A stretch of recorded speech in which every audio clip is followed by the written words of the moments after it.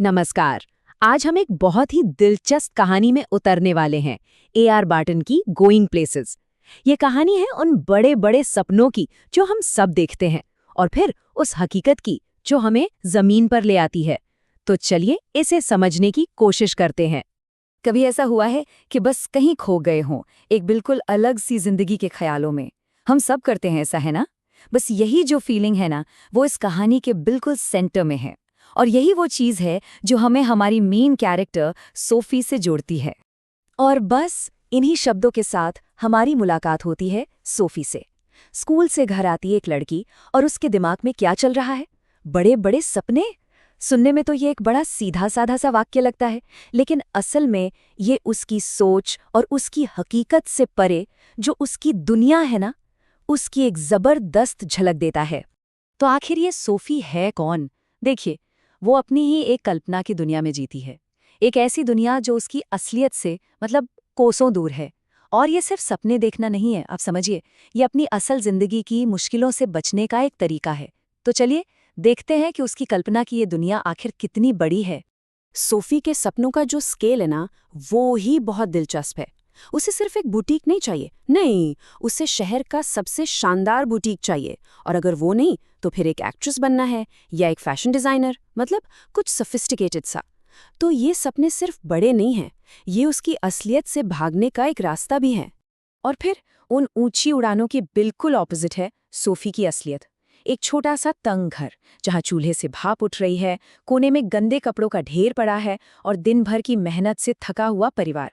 यही वो दुनिया है जिससे वो अपनी कल्पनाओं के सहारे बचना चाहती है। और उसका परिवार, उन्हें ये फर्क बिल्कुल साफ साफ दिखाई देता है। उसका छोटा भाई डेरिक ये बात बोलता है और उसके पिता का जो रिएक्शन है ना, उससे एकदम क्लियर हो जाता है कि घर में सोफी के सपनों को कोई भी सीरियसली नहीं लेता। उनके लिए ये सिर्फ एक बचपना है जिसका हकीकत से कोई लेना देना नहीं है। लेकिन सोफी की दुनिया में सिर्फ उसका परिवार ही नहीं है जो उसे हकीकत का आईना दिखाता है। उसकी एक दोस्त भी है, जैंसी, जो सोफी से एकदम उल्टी है। तो चलिए देखते हैं कि ये दोस्ती कहानी को कैसे आगे बढ़ाती है। और यहीं पर कहानी का जो मेन कॉन्फ्लिक्ट है ना, वो एकदम साफ हो जाता है। एक तरफ सोफी है जो हमेशा दूर भविष्य के सपने देखती है, और दूसरी तरफ है जैंसी, जो जानती है कि उन दोनों की किस्मत में तो बिस्किट फैक्ट्री में काम करना लिखा है। जैंसी मतलब पूरी तरह से जमीन से जुड़ी हुई है। वो सोफी को समझदार बनने की सलाह देती है, क्योंकि उसे पता है कि उनके लिए मौके बहुत ज्यादा नहीं हैं। पर सोफी के सपने सिर्फ करियर तक ही सीमित नहीं हैं। उसकी कल्पना का एक बहुत बड़ा हिस्सा एक हीरो के इर्द गिर्द घूमता है। और ये टीनेज में बहुत आम बात है कि नहीं?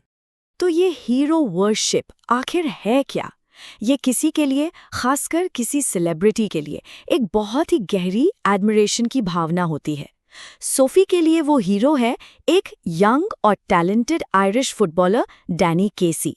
वो उसके लिए सिर्फ एक खिलाड़ी नहीं है, वो उस ग्लैमरस दुनिया का सिंबल है जिसका सोफी हिस्सा बनना चाहती है। और यहीं से सोफी अपनी सबसे बड़ी कहानी बुनना शुरू कर देती है।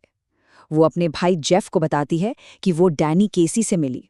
अब देखिए, ये सिर्फ एक झूठ नहीं है, ये उसकी एक कोशिश है अपने सपनों की दुनिया को हकीकत में लाने की। और इस राज को वो सबसे पहले अपने भाई को बताती है।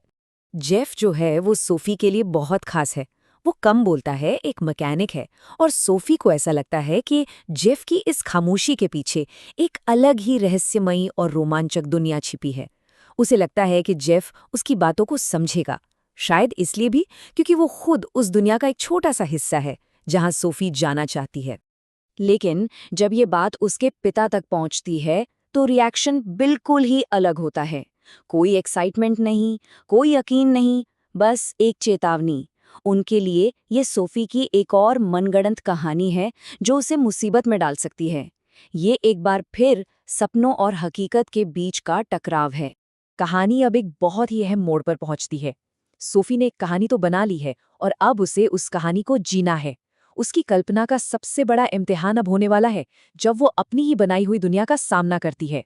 सोफी अपनी इस काल्पनिक डेट के लिए एक जगह चुनती है, नहर के किनारे एक शांत सी बेंच। ये जगह भी ना बिल्कुल उसके सपनों जैसी है, एकदम शांत, थोड़ी रोमांटिक और दुनिया की भीड़ भाड़ से दूर। मतलब एक ऐसी जगह जहां सपने या तो सच हो सकते हैं या फिर टूट सकते हैं। और फिर इंतजार शुरू होता है। हम यहाँ सोफी के इमोशंस के उतार चढ़ाव को महसूस कर सकते हैं। पहले उम्मीद होती है, फिर धीरे धीरे शक घर करने लगता है। वो सिर्फ इंतजार नहीं कर रही है, वो अपने अंदर एक बदलाव महसूस कर रही है। और आखिर में वो उस कड़वी सच्चाई को मान लेती है जिसे वो टालना चाह रही थी, कि डैनी नहीं आएगा।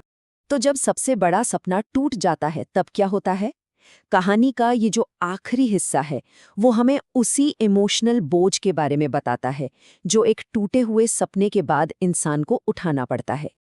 ये सोफी के खुद के शब्द हैं और ये उसकी निराशा की गहराई को दिखाते हैं। ये सिर्फ दुख नहीं है, ये एक बोझ है। अपनी कल्पना की दुनिया को सच साबित न कर पाने का बोझ, और ये जानने का बोझ कि अब उसे इसी उदासी के साथ जीना होगा। लेकिन यहाँ एक बहुत ज़रूरी बात है। हकीकत से टकराने के बाद भी वो कल्पना ख़त्म नहीं होती है। घर वापस जाते हुए वो उस काल्पनिक मुलाकात को अपने दिमाग में फिर से जीती है। डैनी की हरी आंखें, उसकी शर्मीली मुस्कान, ये दिखाता है कि भले ही सपना टूट गया हो, लेकिन उसकी इमेजिनेशन की ताकत अब भी जिंदा है। और कहानी हमें इसी सवाल के साथ छोड़ जाती है। सोफी के सपने उसे हकीकत से दूर ले गए और आखिर में उसे दुख मिला। लेकिन क्या उन्हीं सपनों ने उसे अपनी मुश्किल जिंदगी से कुछ पल के लिए राहत भी नहीं दी? तो सवाल यही है कि इस तरह के सपने देखना, जो असल में हकीकत से भागने का एक जरिया हो, आखिर में हमारे लिए अच्छे हैं या बुरे? इसका कोई सीधा जवाब नहीं है, और शायद यही इस कहानी की खूबसूरती है।